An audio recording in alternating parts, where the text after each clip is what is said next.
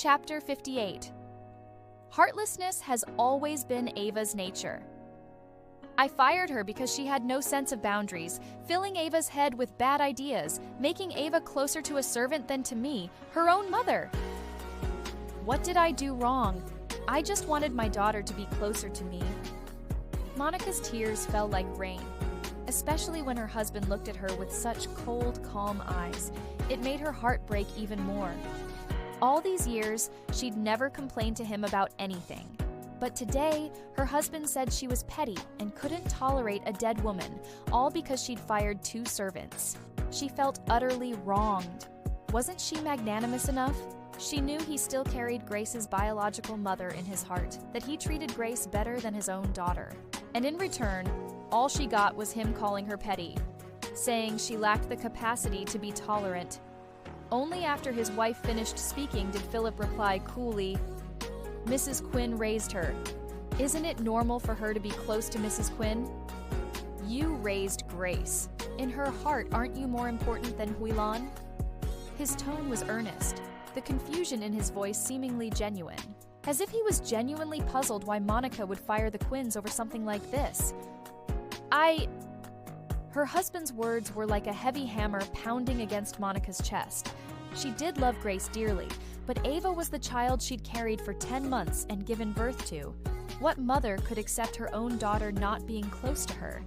Yet her husband was treating this as perfectly normal. Faced with his wife's tears, Philip only felt annoyed. He told Monica to hurry up and bring Mr. and Mrs. Quinn back tomorrow. After he turned and left, Monica watched his retreating back through her tears. Ava walked into the living room with her arms crossed. So Grace's mother still holds such a high place in Dad's heart? Just firing someone Grace's mom hired is enough to make Dad furious. She smiled. "Mom, you'd better not go against Dad anymore. When he gets angry, you're the one who ends up hurt, aren't you?" Looking at her daughter's smiling face, Monica suddenly remembered when her daughter was small. Back then, because Philip's heart still always dwelled on Grace's biological mother, on countless nights, her tears had soaked her pillow. Back then, her daughter would hug her and say in her baby voice, "Don't cry, Mommy. When Ava grows up, she'll protect Mommy." But now, seeing her in tears, her daughter just casually told her not to make her husband angry. "Don't you have anything to say to me?" As Ava was about to leave the living room, Monica called out to stop her. Ava turned back. "Oh right, I won't be home tonight. I know you don't care, but since you asked, I thought I'd let you know." After saying this, under Monica's shocked gaze, she turned and walked out. Monica opened her mouth. Her throat felt terribly constricted. All those questions she wanted to ask her daughter about her injury, about when she'd become such a famous dancer, and why she'd never mentioned it. When she saw her daughter's indifferent expression, she couldn't say a single word. She'd looked up her daughter's information online today and learned that her daughter had started becoming well-known 3 years ago. She had many performances every year.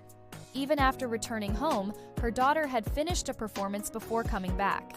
When she'd accused her of being idle and aimless, her daughter never defended herself. Toward her own biological mother, she seemed to have no desire to share anything at all. Only after watching that video today did she realize how well her daughter could dance. Ava drove to a restaurant she used to frequent.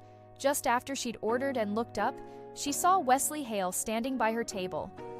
"What a coincidence," Ava said in surprise. Wesley shook his head. "Not a coincidence. I came looking for you." A flash of surprise crossed Ava's mind. She hadn't expected Wesley to be so direct. "Want to eat together?" Ava tilted her chin toward the seat across from her. Wesley nodded in agreement. He sat down across from Ava. "Are you feeling better?" "Much better. No need to worry." Wesley asked, "Adrian didn't do anything to you, did he?" Adrian had suddenly taken her away, and then Ava couldn't be reached.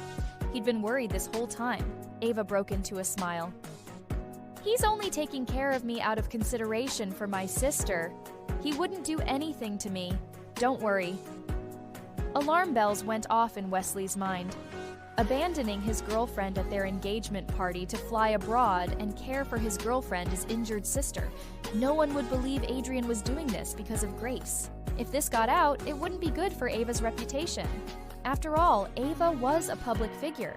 Ava was too naive. Adrian was eyeing her like prey, yet she only thought it was because of her sister.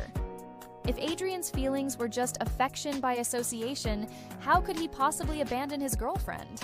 At most, he'd go together with Grace. But what struck him as odd was that no one in the Hart family had any record of leaving the country during that time. "Are he and your sister doing well?" Wesley asked, as if casually.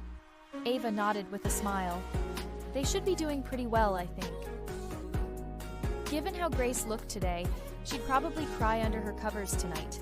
Ava's performance happened to fall on Grace's birthday. She learned from Logan that Adrian had already asked him to make a reservation. It seemed the two had made up again. Ava, already changed into her ballet costume with her makeup done, sat in front of the mirror.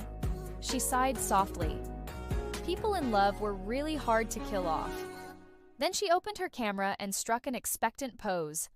Click. She posted the photo to her social media. "Hoping to see the person I want to see tonight." Visible only to Adrian Pierce. A look of certain victory appeared on Ava's face. Everything was ready. She just needed the fish to take the bait. Sure enough, during the performance, she saw Adrian sitting in the first row. A shallow curve formed at the corner of Ava's lips. Looked like her dear sister would be heartbroken again tonight. The only tricky part was that both Ian and Wesley had shown up. One clingy ex-boyfriend. One person she wanted to develop into a marriage prospect. She didn't want outsiders knowing about her seduction of Adrian. It would damage her reputation. This worry completely vanished when Ava got into Adrian's car. She was still wearing her dance costume when Adrian brought her away from backstage. "Adrian, did you need something from me?" "No." Adrian was a man of few words. Ava had just finished her performance, and combined with her previous injury not being fully healed, her body was exhausted. She leaned against the seat and closed her eyes to rest. At some point, she fell completely asleep. Her head started to fall back uncontrollably. Adrian lowered his shoulder to catch her. Adrian used his hand to support Ava's face, helping her find a comfortable position. Logan, who was driving, glanced through the rearview mirror at Adrian in the back seat. His head tilted as he gazed tenderly at Ava. "Mr. Pierce, why didn't you tell Miss Hart you were taking her for a checkup?" Adrian was worried that the intensity of Ava's performance might cause her wound to reopen, so he'd called a doctor to wait at home early that morning. After the performance ended, he'd gone backstage to find Ava. He clearly cared about her, but the words that came out were ice cold. And today he'd inexplicably made him send a message to Miss Ava saying he'd helped Mr. Pierce make a reservation to celebrate Miss Grace's birthday, when Miss Grace's birthday was supposed to be spent with her parents. The Hart parents had even invited Mr. Pierce to have dinner at their home, but Mr. Pierce had declined, citing work as an excuse. No need to tell her. Adrian's arms wrapped around Ava from behind, a mocking smile floating in his eyes. If she knew, she'd probably run faster than a rabbit. Heartlessness had always been Ava's nature.